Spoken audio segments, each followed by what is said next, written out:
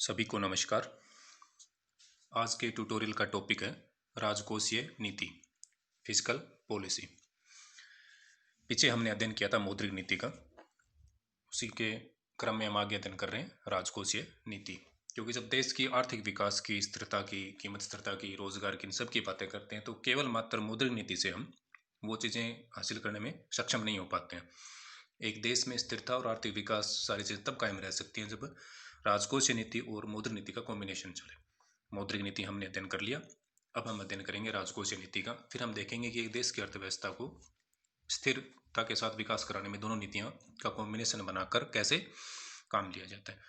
तो राजकोषीय नीति क्या होती है कि राजस्व या लोकवित्त के विभिन्न पहलुओं को प्रभावित करने वाली जो नीति होती है उसको क्या कहा जाता है, राजकोषीय नीति कहा जा सकता है। यानी साधारण भाषा में हम कह सकते हैं कि राजकोषीय नीति का तात्पर्य किसी देश की उस नीति से है जिसके अंतर्गत सरकार अपने आय व्यय के कार्यक्रम निर्धारित करती है। यानी सरकार के जो आय व्यय के कार्यक्रम है उनका जो निर्धारण होता है वो किसके अंदर होता है, राजकोषीय नीति के अंतर्गत। यानी सरकार या तो आय जनरेट करेगी और उसको कहीं ना कहीं व्यय करेगी। तो इस चीज़ों को जो प्रभावित करने वाली जो सारी चीज़ें होती है वो किसके अंदर आती हैं, आपकी राजकोषीय नीति के अंतर्गत आती है।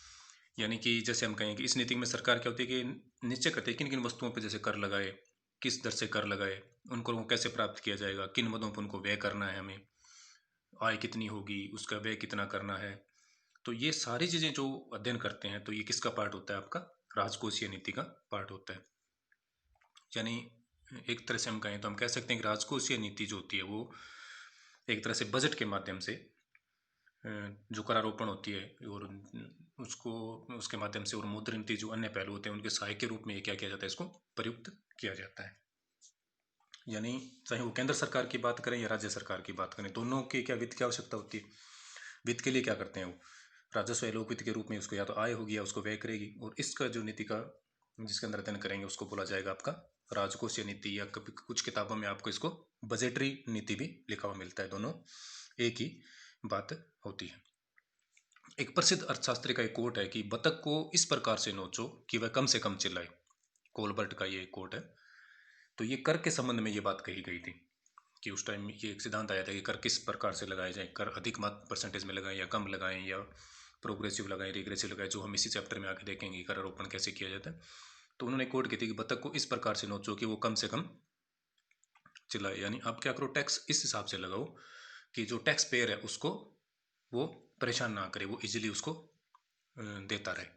तो ये सब चीज़ें अध्ययन किसके अंदर किया जाता है, आपका आर्थिक जो पहलू संबंधित राजकोषीय नीति के अंदर इसका अध्ययन किया जाता है।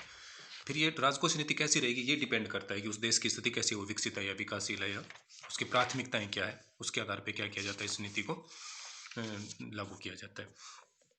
हमारे देश के संबंध में जो राजकोषीय नीति है वो स्वतंत्रता प्राप्ति के बाद से हम बात करें तो वो किस टाइप की रही है, लोक कल्याणकारी राज्य की स्थापना करने के हमारे उद्देश्य थे और उसी के अनुरूप इसकी 1951 के बाद से जो आर्थिक नियोजन अपने अपना लिया था तो उसके आधार पे हमारे क्या था कि तीव्र आर्थिक विकास करना था, हमें जन कल्याण और समाजवादी समाज की रचना करनी थी, सबके लिए न्याय की व्यवस्था करनी थी, समानता होनी चाहिए, सबकी आय समान होनी चाहिए, आर्थिक नियोजन आदि हमने उद्देश्य रखे थे। इन उद्देश्यों को ध्यान में रखे, इन उद्देश्यों को पूरा करने के लिए किसका सहारा लिया गया, राजकोषीय नीति का सहारा जो है वो लिया गया कि ये सब चीज़ें पूरी की जा सके। अब राजकोषीय नीति के कंपोनेंट्स क्या होते हैं, कौन कौन सी चीज़ें राजकोषीय नीति के अंतर्गत आती है। तो उसके अंदर आपका सबसे पहले आता है करारोपण, टैक्सेशन जो होता है आप वो सबसे पहले इसके अंदर लिया जाता है। फिर इसके अंदर आपका आता है सार्वजनिक व्यय, पब्लिक एक्सपेंडिचर जो होता है कि यानी सरकार कहाँ कहाँ खर्चा करेगी उसको सार्वजनिक व्यय बोला जाता है। फिर आपका आता है बजट जिसके अंदर आय और व्यय का निर्धारण किया जाता है, किस मद से आय प्राप्त की जानी और किस मद पर व्यय की जानी, जो हम पीछे के लेक्चर में बहुत अच्छी तरीके से देख चुके हैं कि बजट गवर्नमेंट कैसे बनाती है, कौन बनाता है, कैसे लागू किया जाता है। और अंतिम इसका कंपोनेंट जो आता है वो होता है सार्वजनिक ऋण, पब्लिक डेप्ट। यानी कि गवर्नमेंट के आय और व्यय होते हैं लेकिन अगर उसकी आय उसके व्यय की तुलना में कम है तो उसको क्या जरूरत पड़ेगी, ऋण की आवश्यकता पड़ेगी। तो वो क्या होगा, सार्वजनिक ऋण जो गवर्नमेंट को चाहिए। तो एक राजकोषीय नीति जो होती है वो मुख्य रूप से इन सब को मिश्रण होता है, इनसे मिला के राजकोषीय नीति बनाई जाती है। सबसे पहला करारोपण, दूसरा सार्वजनिक व्यय, तीसरा बजट और चौथा सार्वजनिक ऋण। अब हम बात करते हैं कि ऑब्जेक्टिव्स क्या क्या है, सार्वजनिक नीति के उद्देश्य क्या है। जो राजकोषीय नीति है आपकी उसके उद्देश्य क्या है, फिजिकल पॉलिसी के ऑब्जेक्टिव्स क्या क्या हैं। पहला है पर्याप्त आय प्राप्त करना। तो आपको पता है कि मेन रूप से राजकोषीय नीति है ही क्या, जो सरकार की आय और व्यय उसका लेखा जोखा करना, उसका व्यवस्था करना, यही राजकोषीय नीति है। तो इसका सबसे पहला ऑब्जेक्टिव होता है पर्याप्त आय प्राप्त करना, यानी रेवेन्यू अर्निंग। क्योंकि जब उसको आय होगी तभी तो व्यय करेगी, और राजकोषीय नीति है ही क्या, आय और व्यय का अध्ययन ही है। तो राजकोषीय नीति का जो सबसे प्रभावी उद्देश्य होता है वो होता है सार्वजनिक आय प्राप्त करना। वर्तमान समय में सरकार का उत्तरदायित्व भी बढ़ जाता है, क्योंकि उसके बहुत से खर्चे करने होते हैं, तो उन खर्चों की पूर्ति के लिए उसे पर्याप्त मात्रा में आय की आवश्यकता भी होती है। लेकिन आय को प्राप्त कैसे करती है, तो कर लगा के प्राप्त करेगी।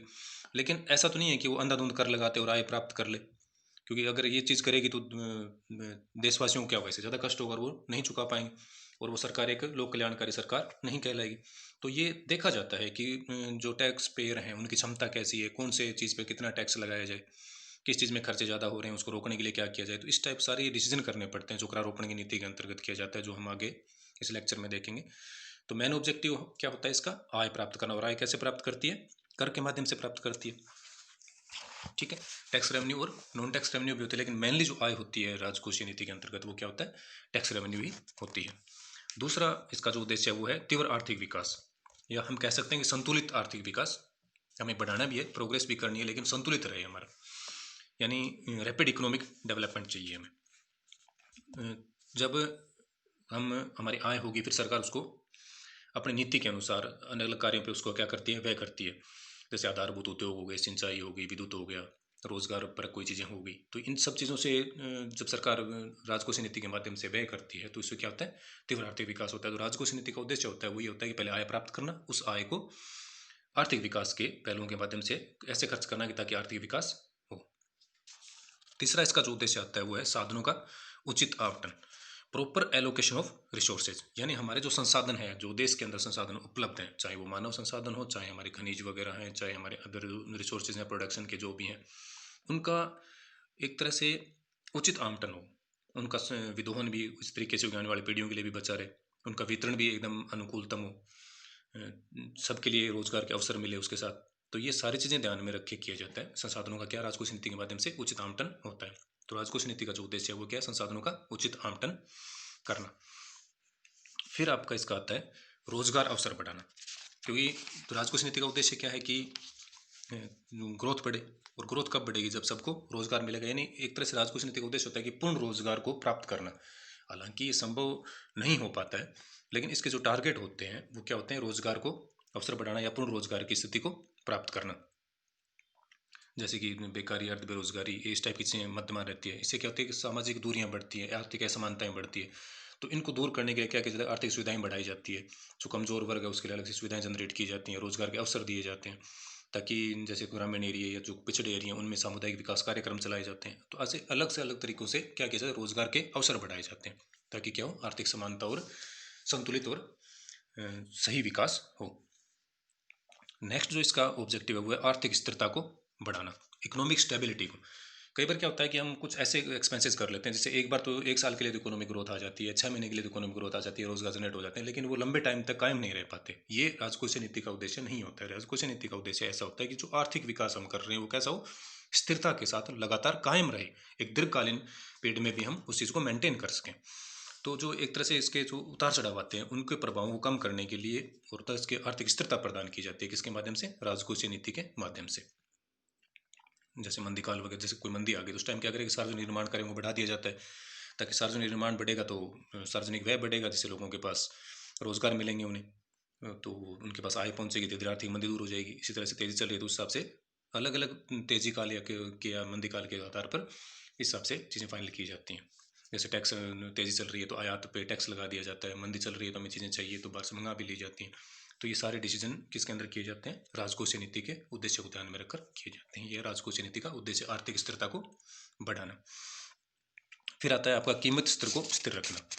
हालांकि हमने ये चीज़ें मौद्रिक नीति के अंतर्गत भी अध्ययन कर ली थी, उसका भी उद्देश्य होता है कीमत स्थिरता को रखना, लेकिन केवल मात्र मौद्रिक नीति के माध्यम से हम जो है वो इसको मेंटेन नहीं कर पाएंगे। जैसे कि सपोज मौद्रिक नीति में तो हमने ये कर लिया कि ठीक है, मनी सप्लाई को कम कर दिया हमने, बैंक रेट्स वगैरह बढ़ा दी, ये सारी चीज़ें करके लेकिन अगर उसी टाइम के दौरान राजकोषीय नीति के अंदर टैक्स रेट कम कर दी जाती हैं या फिर छूट दे दी जाती है किसी चीज़ के ऊपर, सब्सिडीज वगैरह, रोजगार पर कार्यक्रम चला दिए जाते हैं, लोगों के पे कमीशन लगा दिए जाते हैं, इनकम बढ़ा दी जाती है, तो वहाँ तो हमने कम किया, लेकिन यहाँ हमने क्या किया, वापस मनी सप्लाई को एक तरह से डायरेक्ट रूप से बढ़ा दिया।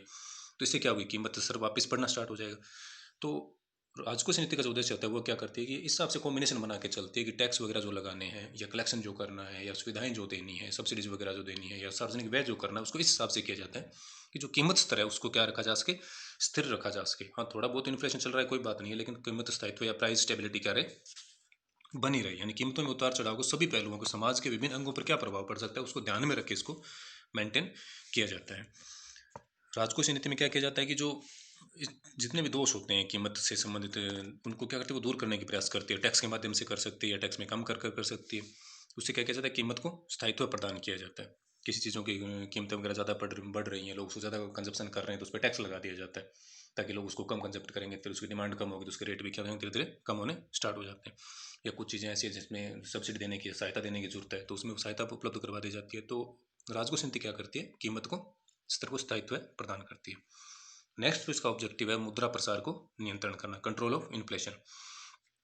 यानी जब सार्वजनिक आय की तुलना में सार्वजनिक व्यय क्या होते हैं, ज़्यादा होने लग जाते हैं, यानी जितनी आय हो रही है उससे व्यय ज़्यादा होंगे तो क्या होगा, एक तरह से बजट में क्या होगा, घाटे का स्थिति उत्पन्न होगी। सरकार की बात करें, सरकार की आय तो कम है लेकिन वो खर्चे ज़्यादा कर रही है, तो इससे क्या होगा, घाटे की वित्त व्यवस्था करें। घाटे की वित्त व्यवस्था कैसे की जाती है, आपको बताया गया कि रिजर्व बैंक द्वारा नोट छाप के इसको पूरा किया जाता है। तो ज़्यादा मनी सप्लाई आएगी तो चीज़ें क्या होंगी, फिर इन्फ्लेशन बढ़नी स्टार्ट हो जाएगी। तो घाटे की वित्त व्यवस्था में कि एक तरह से क्या होगा, मुद्रा प्रसार उत्पन्न हो जाएगा। मुद्रा प्रसार का क्या होगा, देश की अर्थव्यवस्था पर बुरा प्रभाव पड़ेगा, तो इसे रोक लगाने क्या होती है, आवश्यक होती है। तो इसको कैसे कंट्रोल किया जाता है, राजकोषीय नीति के उद्देश्य द्वारा मुद्रा प्रसार को भी नियंत्रण किया जाता है। इसमें क्या किया जाता है, कैसी नीति बनाई जाती है, राजकोषीय नीति जब हम बनाते हैं तो उसमें बचत को प्रोत्साहन दिया जाता है, जिससे जो मुद्रा की मात्रा जो बाजार में होती है वो क्या होती है, उसका प्रसार कम हो जाता है और लोग बचत करना स्टार्ट करते हैं। जैसे कि बचत रेट बढ़ा दी, गवर्नमेंट ने ऐसी स्कीम निकाली कि अगर आप जैसे सेविंग्स की जो स्कीम आती है अलग, उन पे जो परसेंटेज होती है ब्याज की वो बढ़ा दी जाती है। या फिर कुछ चीज़ों पे एक्सपेंसेस पे क्या लगा देते हैं, टैक्स लगा दिए जाते हैं, या इनकम पे टैक्स बढ़ा दिए जाते हैं। तो इससे क्या होता है कि जो जनता की क्रय शक्ति होती है वो कम हो जाती है। तो मुद्रा प्रसार भी क्या होता है, फिर इन्फ्लेशन भी उसे कंट्रोल होना स्टार्ट हो जाता है। जितनी क्रय शक्ति कम होगी उतनी डिमांड कम करेंगे, डिमांड कम करेंगे तो प्राइस भी धीरे धीरे कम होने स्टार्ट हो जाते हैं। तो ये सच, हालांकि वर्तमान में जो गवर्नमेंट की स्थितियाँ रही है वो बचत जितने भी स्कीम्स हैं उनमें रेट कम की जा रही है, उसको रोका जा रहा है और इन्वेस्टमेंट या एक्सपेंसेस को बढ़ाया जा रहा है। जैसे कि हम पाश्चात्य देशों में होता था, हम उसकी काफ़ी हद तक कॉपी कर रहे हैं। पहले ये होता था कि हमारे यहाँ पे बचत को ज़्यादा प्रोत्साहित किया जाता था। तो ये इस तरह से क्या करती है, मुद्रा प्रसार को नियंत्रित करती है राजकोषीय नीति। अंतिम जो इसका उद्देश्य है वो है पूंजी निर्माण, कैपिटल फॉर्मेशन। यानी राजकोषीय नीति का उद्देश्य जो है देश में पूंजी निर्माण को बढ़ावा देना होता है। कैसे, राष्ट्रीय आय अगर कम है मान लो हमारी, तो देश की बचत और विनियोग कम हो जाते हैं। अब जब बचत और विनियोग नहीं होगा, बचत तो एक तरह से क्या बनता है, विनियोग बनता है, और जब विनियोग नहीं होगा तो जब अधिक धन कमाने के काम नहीं आएगा तो फिर पूंजी निर्माण कैसे होगा। पूंजी निर्माण कैसे होता है, धन का वो भाग जो अधिक धन कमाने के काम आता है वो पूंजी कहलाता है। तो जब आपकी आय कम है, आय कम है तो आपकी बचत कम है, बचत कम है तो आप विनियोग भी नहीं करेंगे, विनियोग नहीं करेंगे तो पूंजी निर्माण भी कम होगा।